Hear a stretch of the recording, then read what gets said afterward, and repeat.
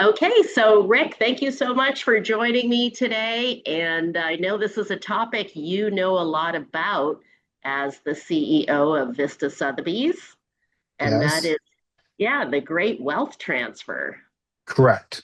Yes, this Yeah, is something that I find quite exciting and is often yeah. misunderstood. So that's what's kind of interesting about it. What is the great wealth transfer? So, really, the great wealth transfer is from basically the baby boomers transferring over, or also the silent generation, transferring over to their kids and more importantly, their grandkids.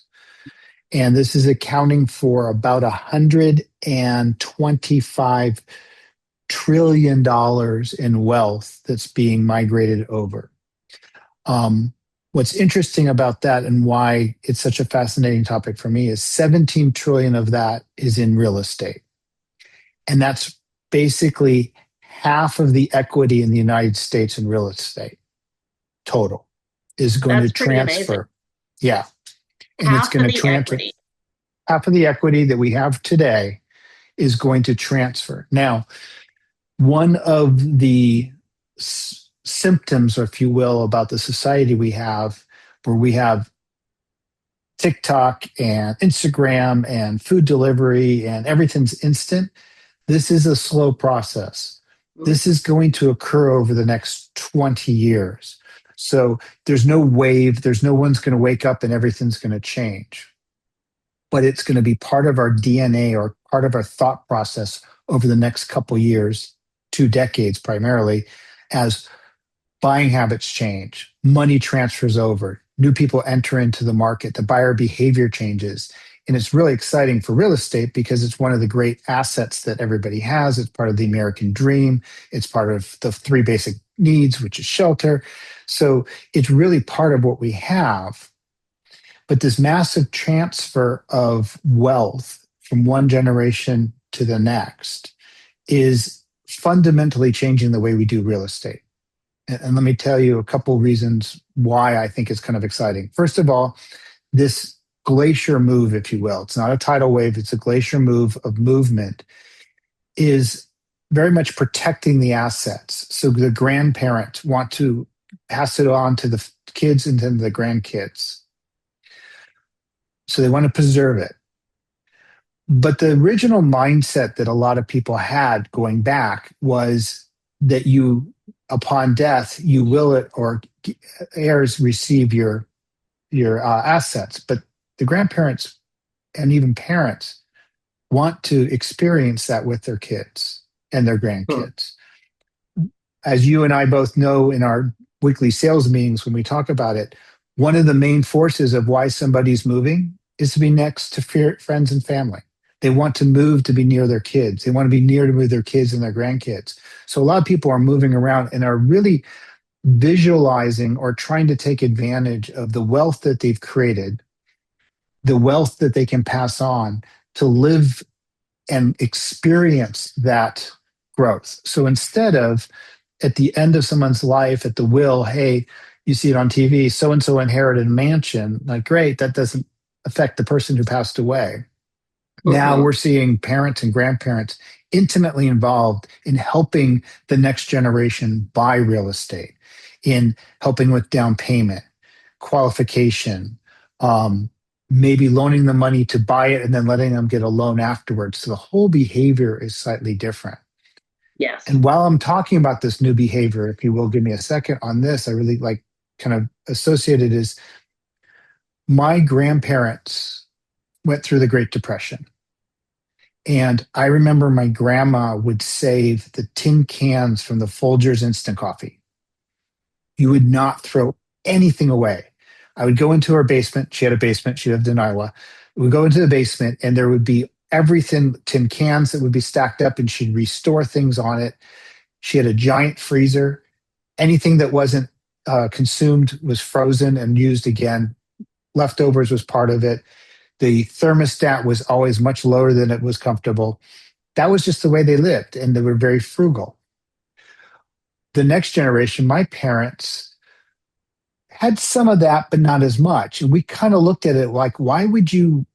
do that? Why would you put plastic on your couch and not ever sit on your couch? What are you saving it for? It just seemed like an odd behavior.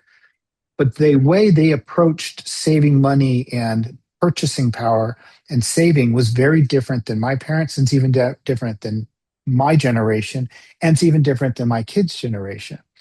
As odd as that may seem to us, the current generation that are entering into the buying right now do not view the way of purchasing home ownership. They do not view the I am going to build my nest egg by buying the basic starting condo and grow up. Mhm. They're approaching business and buying real estate differently. It's a different mindset. It's a experience versus long-term growth. Why? Because quite honestly, whether they're accurate or not, they're not worried about running out of money. They're not Mhm. worried about having a long-term settlement because they're probably going to inherit it. Mhm. And that different buying behavior, that different mindset and those kind of values really are why people who are selling today cannot place the same thought process, the same planning that went into them buying a house and their investments in real estate would resonate with the same next generation. Mhm. Where the friction comes in is you now have buyers who are going out who are seeing this wealth come to them because their grandparents or their parents are saying, we want you to own this house. And the way they look at buying homes is different. And the money that's coming to help them do that is saying, wait, these are our values. And you've got this kind of almost dance of multiple generations, all with the same objective, but approaching with very, very different mindsets. So this is a back way of saying that the biggest change in today's going forward is the ability for younger generations to purchase. They're purchasing older. Average first time buyer is 40.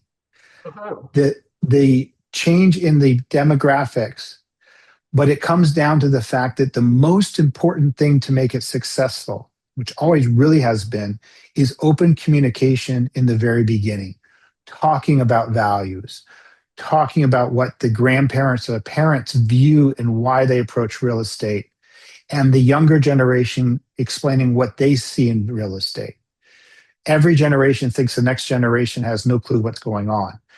It's important not only for the grandparents to understand what's important to these new buyers. Hey, like, hey, I'm giving you a handout. I'm helping you get your down payment. Why are you looking a gift horse in the mouth? It's not that. It's not disrespectful. They just see it very differently. And it goes back to the fact that I think the most important thing, anybody's listening to this, the most important thing that needs to happen now is start having family discussions about wealth and Mhm. priorities and how you've approached it. Because I know that for me growing up, my parents shared some of how they grew up and how they earned money. But my grandparents never shared it with anybody. It was very private, it was very protective. But they also came from no money. So it was easy to be protective. Now, it's more important to have a conversations with your trusted advisors, and your trusted advisors most likely is also your family, and having that very open conversation where you can discuss about long-term growth, long-term wealth. And it's not simply, hey, my money, my rules, but okay, I understand what's important to you, but you have to understand what's important to me. And let's move forward to help us as grandparents be part of your lives, help you get into the family, get into a home to live your life, and us to be part of it. So it was a kind of a very high level coming down to the principle of it. But the more time you spend talking to people and understanding it, a lot of the way we approach this sale, this transfer of wealth is very different than it has been in the past. And everything that we think might be the norm is different than it typically has been. Yeah, So that's a lot that was of me jumping in. that was a lot of information, but what I got from it was that it's very important to communicate with your family about money, which might have been, you know, has been or is a kind of a taboo subject and people don't talk about it, Yep. but we need And to that talk about it, is what you're saying. we need to talk about it. So let's take that assumption. Both things you said are very, very true. It's important to talk about it. It's not comfortable to talk about it, and it hasn't been in the past. That's where advisors come in and help. Mm. That's where a real estate agent can sit down in the living room, in the dining room, in the kitchen, and we can have conversations about what they're seeing and be that intermediary sometimes, not because it's a feud, but just say, yes, I hear what you're saying on this, but we've experienced that. Bring that, hey, I've heard from other people.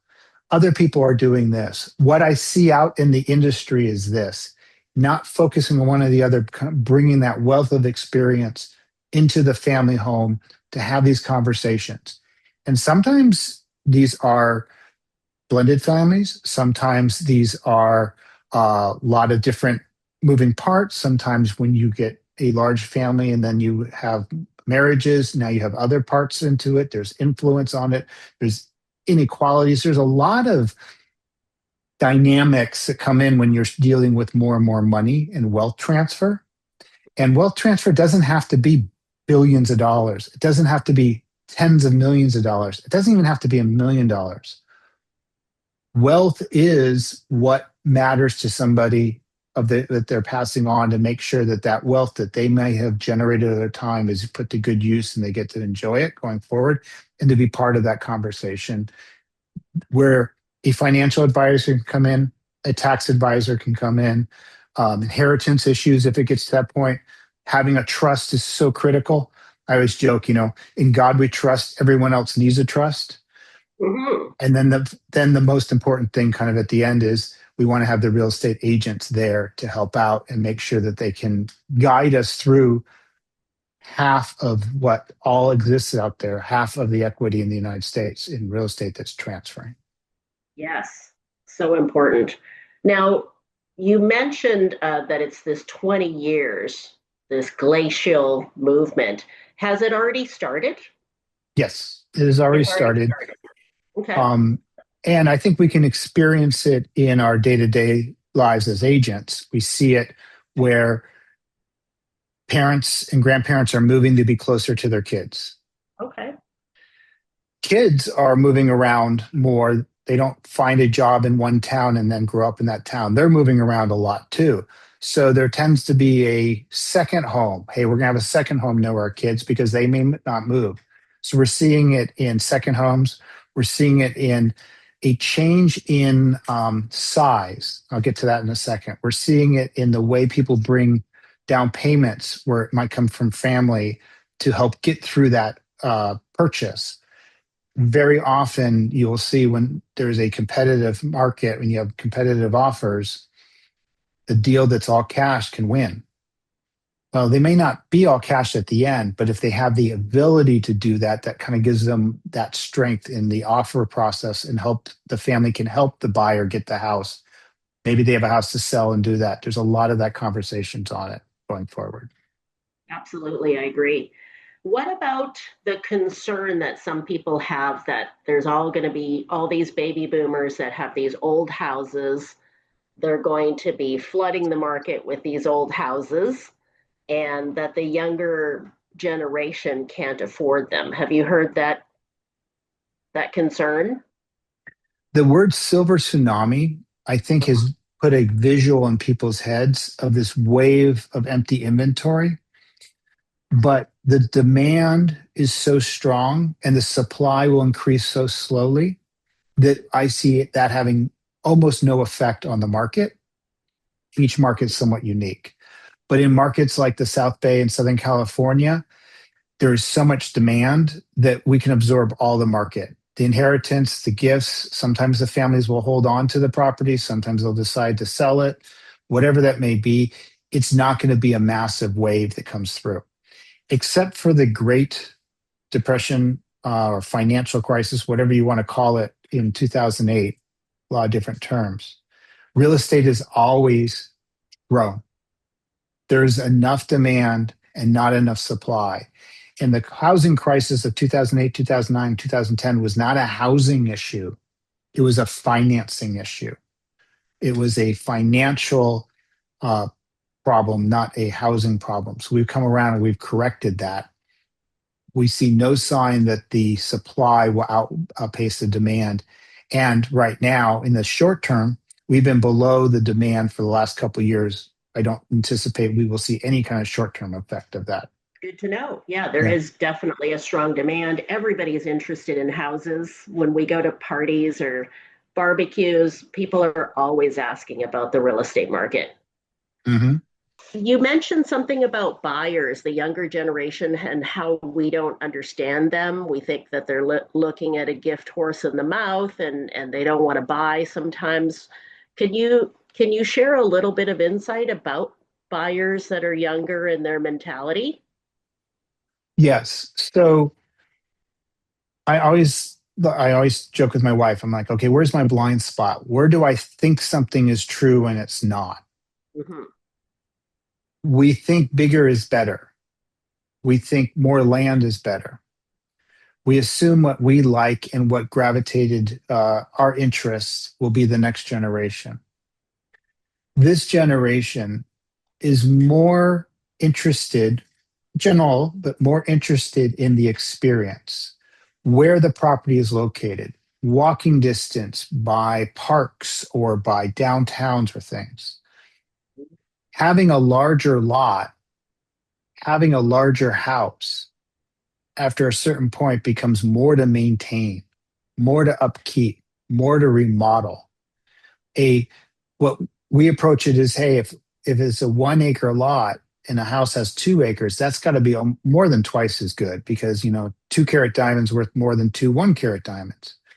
But the mindset of this consumer is more, what gives me the affordability to be able to pack up and leave for a weekend, to travel, to experience life, to kind of go out and have experiences and not be stuck to the house, not stuck to the house because of the mortgage payment, but stuck to the house for the maintenance and the maintaining and meeting contractors and fixing things. When I got into the business and I also started buying and selling homes with my wife, we looked at something that needed work as an opportunity. The next generation sees the work as a lack of opportunity, a lack of being able to go to experience things. And for the most part, they want new and they want turnkey. So they're willing to pay more money per square foot for something that's newer and finished and smaller than us approaching it. And us meaning like my generation typically walked in going, if it's 1,000 square feet and we can get 2,000 square feet, that's better. If it's 1 acre, 2 acres is better. Bigger is better. You get more per square foot. And that price per square foot, that mindset of how to buy is no longer a fundamental given. We find that two properties nearby each other can sell for very, very different numbers because one is significantly better condition and one might be smaller and less maintenance. And that's the new kind of consumer. So we want to talk to, again, a trusted advisor to say, what are the buyers today looking for and how do I position my house for that versus just assuming what we've done in the past. The rules have changed, the rules of engagement have changed, the motivations have changed. They're not better, they're not worse, they're just different. And because of that, we're seeing a different kind of buyer coming into the market. Thank you for that insight. I really Sure. love that. Yeah, there's a lot of information there, and I think the viewers will really enjoy that. Well, I appreciate a few minutes and I'm happy to share this. And this is a conversation I love to have. Thank you so much, Rick. We will Thank have you you. back very soon. I like that. Thank you. Okay, take care.